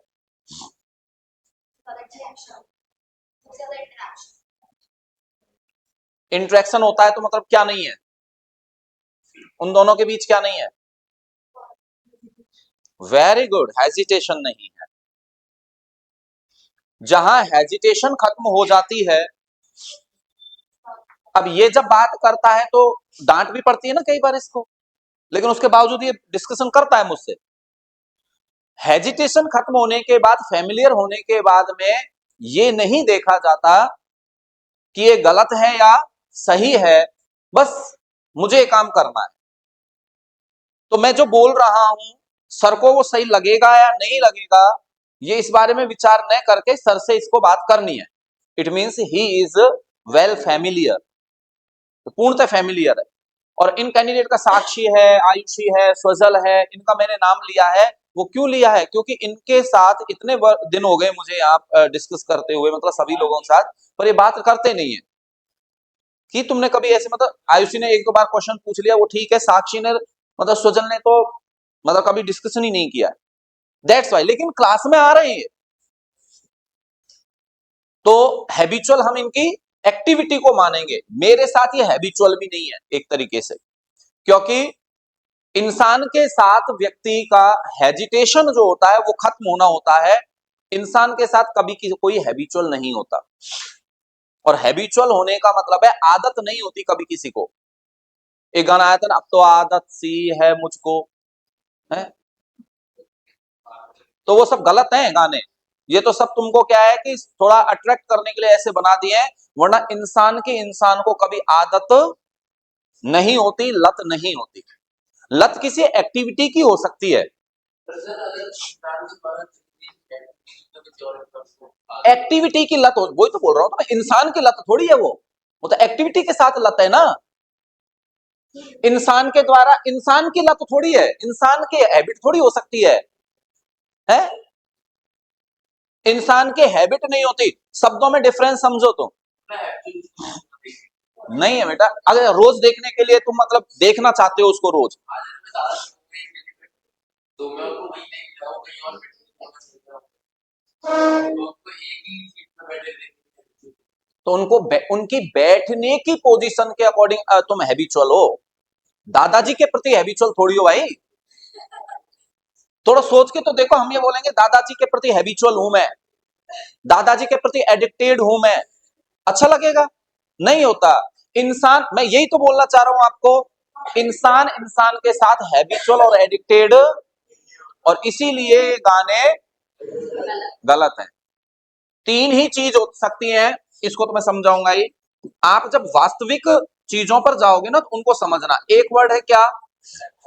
अट्रैक्शन है। एक है क्या? है ना, अफेक्शन भी बोल सकते हैं इसको। और एक है आपके सामने डिवोशन। तीन वर्ड हैं, सुन लो तो। पंचायत तो कर रहे हो दोनों बैठे बैठे, हम ये कह रहे हैं तीनों में डिफरेंस क्या होता है। ये तो वो होती है, वो तो मुझे भी पता है, मुझे समझा रहे ना कि डिवोशन तो भक्ति होती है, हमें तो पता ही नहीं है। मतलब हमारी तो मतलब जिंदगी बेकार गई इतनी पढ़ने में, इंग्लिश पढ़ने में। हाँ बताओ भाई, तीनों में क्या डिफरेंस है? इससे पता लगेगा तुम्हें हैबिचुअल और फैमिलियर होने का। अब तुम दोनों पिटना मांग रहे हो ना, तुम्हारी सीट स्विच करवाऊं मैं, तो ध्यान दो इन पे। हैबिचुअल फैमिलियर का तो बता देता हूं मैं। विदाउट हेजिटेशन, जब कोई व्यक्ति हो जाए, हेजिटेशन खत्म हो जाए। दूसरा, जब कोई किसी चीज के प्रति कैसा हो जाए, स्किलफुल हो जाता है ना, स्किल डेवलपमेंट हो जाता है, तो समझ लो उस एक्टिविटी के प्रति अब वो हैबिचुअल नहीं है, क्या है, फैमिलियर है। आप लोगों को, एक तो आप लोगों में सबसे बड़ी जो कमी है ना, वो किस चीज की है कि किसी वर्ड को डिस्कस करते करते अगर मैं अचानक से किसी दूसरी चीज पे स्विच कर रहा हूं ना, तो आपको लगता है कि सर शायद हमें कुछ और पढ़ाने लग गए। अगर किसी कंसेप्ट को डिस्कस करते करते मैं अचानक किसी दूसरी चीज पे स्विच हुआ हूं, तो इसका सीधा सा मतलब है उस वर्ड से, उस कंसेप्ट से ही रिलेवेंट है वो सारी चीजें। और मैंने क्या कहा, यूज आपके समझ में कभी नहीं आएगा अगर हैबिचुअल और फैमिलियर समझ में नहीं आया तो। हैबिचुअल क्या होता है, डेली रूटीन,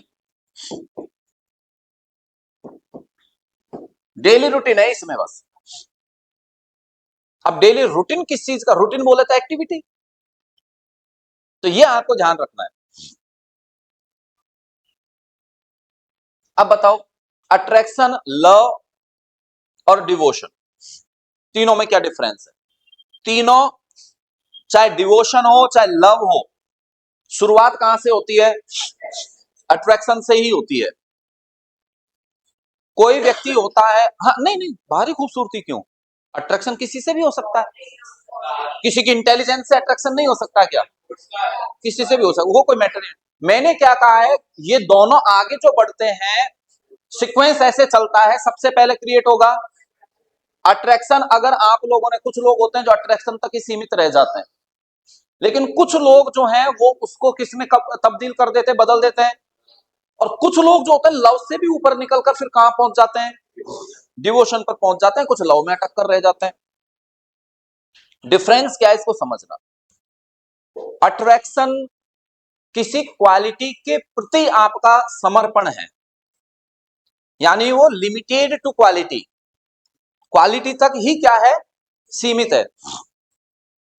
मैं आप लोगों के सामने अब यहां बहुत मधुर व्यवहार रखता हूं, आप लोग मेरे मधुर व्यवहार के प्रति अट्रैक्ट हुए कि सर का व्यवहार कितना मधुर है, हंस रहे हैं, नहीं है मधुर व्यवहार है, निकम्मो। सर बस अब कितनी देर में खत्म होगा, हमारे असली खत्म होगा फिर। तो तुम्हारा अब तुमने सोचा, तुम अट्रैक्ट हुए मेरे मधुर व्यवहार से, अब सुन तो पिट जाएगा मेरे से, तो तुम अट्रैक्ट हो गए। जैसे ही मेरा मधुर व्यवहार खत्म होगा, तुम्हारा अट्रैक्शन भी खत्म हो जाएगा। लिमिटेड टू क्वालिटी, क्वालिटी तक सीमित है बस। ये कहां तक सीमित है, क्वालिटी है तब तक ठीक है। किसी की सुंदरता से तुम अट्रैक्ट हुए, सुंदरता खत्म हुई। हमारे एक एंड्रयू मार्वेल साहब हैं, पोएट, उन्होंने बहुत अच्छे से एक्सप्लेन किया इस चीज को। उन्होंने एक पोएम लिखी, to his coy mistress, to his coy mistress, coy mistress का मतलब शर्मीली प्रेमिका। शर्मीली प्रेमिका है जो उनका, एंड्रयू मार्वेल साहब का प्रेम जो प्रस्ताव है उसको स्वीकार नहीं कर रही है। और उस संदर्भ में साहब, एंड्रयू मार्वेल साहब ने लिखा कि तुम जो है ना, बन रही हो कि तुम लाट साहब, क्यों, देख मैं घास नहीं डाल रही किसी को। ध्यान रखना, ये सौंदर्य, ये यौवन जब तक है, जब तक ही है, समय किसी के लिए इंतजार नहीं करता। एक समय आएगा जब तुम्हारी सुंदरता को, तुम्हारे इस यौवन को कब्र में कीड़े खाएंगे। फिर मर जाएगी तो कब्र में दफना देंगे, तो फिर कीड़े खाएंगे। और मैं फिर तुम्हारे लिए, जब तुम्हारी उम्र ढल जाएगी, तुम्हारी सुंदरता खत्म हो जाएगी, तो मैं भी तुम्हारे लिए जो गाने गाता हूं ना, वो गाने नहीं गाऊंगा। इसका मतलब एंड्रू मार्वेल साहब का इस पोम के अकॉर्डिंग प्रेमिका के प्रति लव है या अट्रैक्शन है? अट्रैक्शन है। लेकिन जब आप उस अट्रैक्शन से ऊपर बढ़कर और किसी से प्रेम करने लगते हैं तो फिर आपके दिमाग में, आप सुनना ध्यान से, सिर्फ उस व्यक्ति की अच्छाई दिखती है आपको, बुराई दिखना बंद हो जाती है। तर्क शक्ति काम नहीं करती आपकी वहां पर। प्रेम में कभी तर्क वितर्क होता ही नहीं, और इसलिए कहा जाता है प्रेम यहां से किया जाता है, यहां से नहीं होता। क्योंकि तर्क वितर्क कौन करता है? ब्रेन करता है, दिमाग करता है। दिल कभी तर्क वितर्क नहीं करता। और तर्क वितर्क कहीं पर अगर हो रहा है तो समझ लो प्रेम नहीं। तर्क वितर्क कब होगा? अच्छे गलत पे ही तो होता है तर्क वितर्क। तो भाई तर्क वितर्क हो रहा है तो इसका मतलब प्रेम नहीं है। फिर वो मैच्योर कैंडिडेट्स हैं आपस में जो रियलिटी पर चर्चा कर रहे हैं कि नहीं ये गलत, मतलब गलत। और इसीलिए तो कहा जाता था कि पहले के जमाने में कम उम्र में शादी कर दी जाती थी। इसके पीछे का रीजन पता है आपको? कि उनकी बुद्धिमत्ता इतनी विकसित नहीं होती थी कि वो तर्क वितर्क कर पाए और एक दूसरे के साथ रहते रहते एक दूसरे के प्रति क्या जन्म ले ले? प्रेम जन्म ले ले, लव जन्म ले ले। और लव में फिर कमियां नहीं दिखती तो पति पत्नी एक दूसरे की कमियां ना देखें, एक दूसरे के प्रति समर्पित रहें, तो फिर उनका जीवन सुखी चलता है। लेकिन अब एक उम्र के बाद में 30-30, 35-35 वर्ष बाद में जब शादी की जाती है तो हम पढ़ लिख कर बन गए लाट साहब, तो हमारी तर्क शक्ति विकसित हो गई। अब हम सहज ही एडजस्ट थोड़ी कर सकते हैं किसी के साथ। किसी की गलत बात को हम इग्नोर करेंगे या हम उसके प्रति तर्क वितर्क करेंगे? तर्क वितर्क करेंगे तो वहां लव जन्म नहीं लेता। द्वापर युग में भगवान कृष्ण के प्रति गोपियों का प्रेम था क्या या डिवोशन था? प्रेम नहीं, डिवोशन नहीं था, प्रेम था। गोपियों का भगवान कृष्ण के प्रति प्रेम था, जबकि उद्धव जी का प्रेम था या डिवोशन था? डिवोशन था। और इसीलिए उद्धव जी तर्क वितर्क करने जब पहुंच गए गोपियों के साथ तो गोपियों ने कहा ये तो प्रेम की बात है उद्धव, बंदगी तेरे बस की नहीं, चल भाग यहां से। तर्क वितर्क नहीं करना ही नहीं हमको। हमको जानना ही नहीं कि कृष्ण परमात्मा है कि कौन है। हम तो ये जानते हैं हमारे प्रेमी हैं, बस इतना बोला हूं। तो प्रेम जो होता है वो बुराई कभी नहीं देखता। जो प्रेमी होगा ना वो कभी इस बात पर गौर ही नहीं करेगा, भगवान कृष्ण इन चीजों पर चर्चा भी नहीं करना चाहेगा। वो भगवान कृष्ण माखन चोर थे, रण छोड़ हो गए, लोगों को मार दिया, ये हुआ ये हुआ, उस पर चर्चा तक नहीं करना चाहता कि मेरे कृष्ण है, बस इतना सोचता है। मीराबाई जी की भगवान कृष्ण के प्रति प्रेम था या भक्ति थी? प्रेम था, भक्ति नहीं थी वो, ये ध्यान रखना। हम भले ही मीराबाई की भक्ति बोल देते हैं, वो भक्ति नहीं, वो प्रेम था, अनन्य प्रेम था। कृष्ण मतलब कृष्ण। अब आते हैं इससे ऊपर वाले लेवल। राज कुछ बोलना चाह रहा तू भगवान मीराबाई के लिए? देख ले, तो मैंने मन की बात जान ली ना तुम्हारी। अब आता है डिवोशन। डिवोशन में व्यक्ति प्रेम में अंधा, डिवोशन में प्रेम में होता है अंधा, तो डिवोशन में व्यक्ति अंधा नहीं होता, तर्क वितर्क करता है। मेरी भगवान कृष्ण के प्रति प्रेम नहीं है, मेरा भगवान कृष्ण के प्रति डिवोशन है, तो उनकी जो भी बात कोई व्यक्ति अगर कहेगा ना कि भगवान कृष्ण पूजा करते हो तुम भगवान कृष्ण की, बहुत से लोग बोल चुके हैं ऐसे ही थे कि भगवान कृष्ण 16,108 तो रानियां थी उनके, है? तो मैं इनका तू तो तेरी नॉलेज के अकॉर्डिंग जो जानता है वही तो बोलेगा। 16,108 थोड़ा साइंटिफिक तरीके से चलो, साइंटिस्ट के अकॉर्डिंग, साइंस के अकॉर्डिंग हमारी बॉडी की जितनी भी नाड़ियां होती है ना, नाड़ियां जो हमारी बॉडी को पूर्ण रूपेण कंट्रोल करती हैं, उनकी संख्या 16,108 है। हमारे बॉडी की जितनी भी नाड़ियां हैं उनकी संख्या कितनी है? 16,108 है। और इसका मतलब है कि 16,108 रानियों का मतलब है भगवान कृष्ण के सानिध्य में थी वो। इसका मतलब भगवान कृष्ण का अपने शरीर के हर हिस्से पर, उसके हर फीलिंग पर, हर इमोशन पर, हर उत्तेजना पर, हर नाड़ी पर कैसा था? कंट्रोल था। उनकी इच्छा के बिना कुछ नहीं होगा, है? उनकी इच्छा के बिना ना उनको क्रोध आएगा, ना उनका प्रेम जगेगा, ना कुछ और होगा। वो जो चाहेंगे वो होगा। और इसीलिए उनको प्राप्त हुआ क्या, सॉरी, सुदर्शन चक्र, क्योंकि सुदर्शन चक्र हमेशा इच्छा से चलता था, कोई शक्ति से थोड़ी चलता था। सुदर्शन चक्र इच्छा से चलता था कि जो इच्छा की उसने व्यक्ति ने वही इच्छा हुई उसकी। तो सुदर्शन चक्र भगवान कृष्ण की इच्छा से चलता था। निपटाया इसको, जा शिशुपाल को बकवास कर रहा है, निपटा इच्छा से। और इसीलिए भगवान कृष्ण को योगीश्वर कहा जाता है। योगीश्वर यानी योगियों के भी ईश्वर। और योगी क्या होते हैं? अपने शरीर को पूर्ण रूपेण क्या रखते हैं? कंट्रोल में। उनके भी ईश्वर है, मतलब इतने तगड़े वो अपने शरीर को कंट्रोल में किए हुए थे, इसलिए 16,108। अब आम व्यक्ति तो 16,108 रानियां बोलेगा, मतलब स्त्री रूप ही बोल देगा उनको। स्त्रीय रूप क्यों है? क्योंकि नाड़ी, नाड़ी शब्द पुल्लिंग है या स्त्रीलिंग है? स्त्रीलिंग। फेमिनिन वर्ड में आता है ना ये।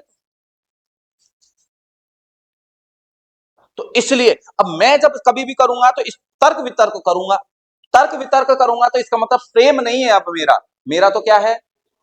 डिवोशन है। लेकिन कभी कहीं शुरू हुआ होगा तो शुरू तो यहां से हुआ होगा ना। मेरा जो ये शुरू हुआ था, मेरे पता नहीं बचपन में कब शुरू हो गया, मतलब मैं 4-5 वर्ष का था, तब से इनके प्रति अट्रैक्शन हुआ, तब से मेरा इनसे प्रेम शुरू हुआ। और फिर एक समय ऐसा है जब जयपुर के गोविंद देव जी मंदिर में जब मैं उनके दर्शन करता तो ऐसा लगता जैसे कि चारों तरफ सन्नाटा छा गया, मेरे हृदय की धड़कन भी बंद हो गई उनको निहारने में। वहां तक तो क्या था? लव था। फिर मैंने गौर किया, मैंने क्या है तो बिल्कुल काले, मतलब ऐसा क्या है बिल्कुल काले होने के बावजूद भी मतलब लोग इनके पीछे पागल। फिर मुझे समझ में आया किसी भी व्यक्ति के प्रति लोगों का डिवोशन, प्रेम, ये जो होता है वो शारीरिक सुंदरता डिसाइड नहीं करती। भगवान कृष्ण के समय में अगर हम माने, जो एक बार मैंने शायद डिस्कस भी किया आपसे, तो सबसे सुंदर व्यक्ति कौन था? नकुल। नकुल सबसे सुंदर था। लेकिन द्रौपदी से जो हो गई, सबके साथ में शादी वो हो गई, अकेले से तो किसी और लड़की ने शादी भी नहीं करी नकुल से। और भगवान कृष्ण, अब उस नारियों वाली बात को छोड़ देते हैं, भगवान कृष्ण तो काले थे बिल्कुल, फिर भी कितनी लड़कियों ने शादी करी? 16,108 में। ये देखो, तो इसका मतलब सही टाइम पर सही डिसीजन और सही एक्शन लेना ही क्या करता है? आपको फेमस करता है। मैंने जैसे आप लोगों को बताया, अर्जुन की तो शक्ल बिल्कुल किसके जैसी थी? किन्नर जैसी थी, यूनक्स जैसी थी। फिर भी पांडवों में सबसे ज्यादा शादी हुई। द्रौपदी की रियल शादी तो किससे थी? अर्जुन से। सुभद्रा की किससे? अर्जुन से। है चित्रांगदा की किससे? अर्जुन से। उलूपी की किससे?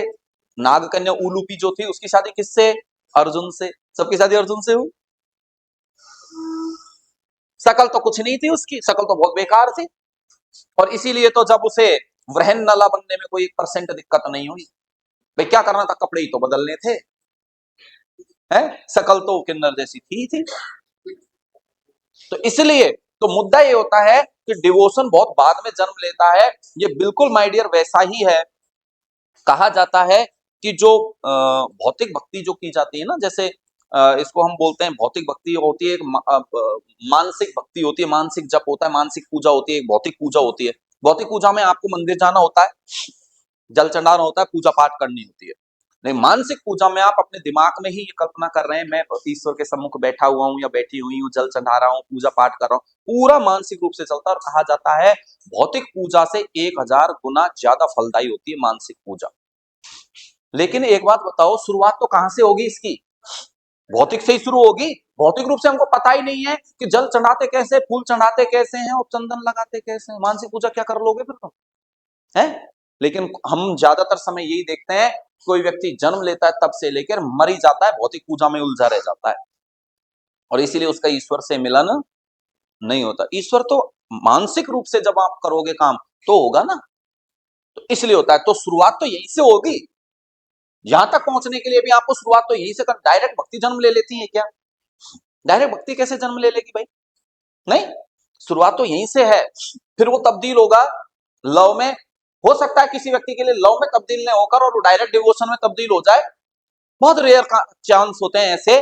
जैसे कपूर जो होता है सॉलिड है, लेकिन हम साइंस की जब प्रक्रिया पढ़ते हैं तो सॉलिड पहले लिक्विड में, फिर उसके बाद में गैस फॉर्म में चेंज होता है, लेकिन कपूर डायरेक्ट लिक्विड में नहीं जाता।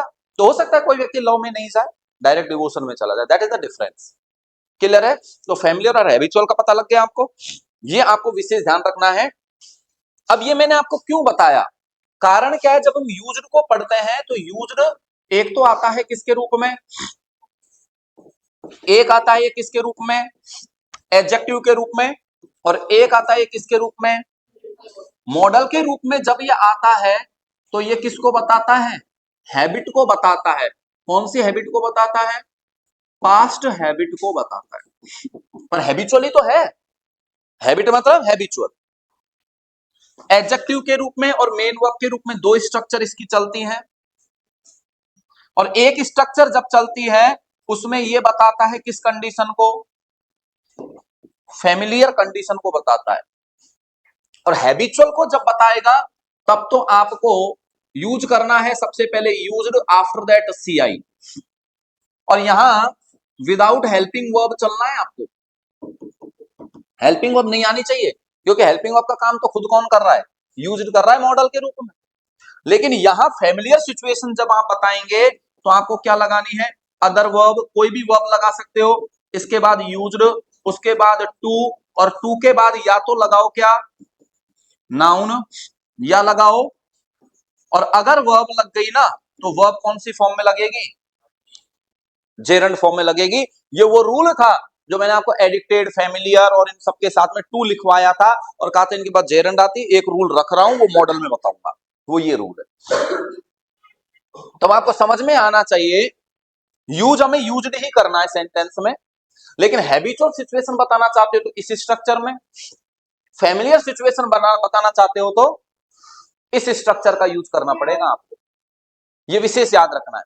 अब हैबिचुअल फैमिलियर होते क्या है, ये डिफरेंस पहले कर लेंगे तभी तो समझ में आएगा हमें। तो फैमिलियर बोले तो विदाउट हेजिटेशन, और स्किलफुल कोई हो जाता है तो वो फैमिलियर होता है। भाषा बोलने में, लैंग्वेज बोलने में व्यक्ति हैबिचुअल होता है या फैमिलियर होता है, फैमिलियर होता है। Very good. वहां ये परवाह नहीं करता मैं गलत बोल रहा हूं कि सही बोल रहा हूं। जब बचपन में आप सीखे थे भाषा बोलना तो आपने ये विचार किया था क्या कि गलत बोल रहे हैं कि सही बोल रहे हैं, बोला आपने। और इसीलिए मैं आपसे कहता हूं कि आप इंग्लिश बोला करो, ये मत परवाह किया करो कि गलत बोलेंगे तो सर क्या सोचेंगे, क्या सोचेंगे सर, कुछ नहीं सोचेंगे, सही करवा देंगे ज्यादा से ज्यादा, और क्या होगा। लेकिन अभी आप क्यों नहीं बोलते हो मेरे सामने इंग्लिश में, क्योंकि आपके अंदर क्या है, हेजिटेशन है, और हेजिटेशन है इसका मतलब आप इंग्लिश बोलने में अभी क्या नहीं हो, फैमिलियर नहीं हो। ये विशेष ध्यान रखना, नोट करो इसको, फिर आगे डिस्कस करेंगे।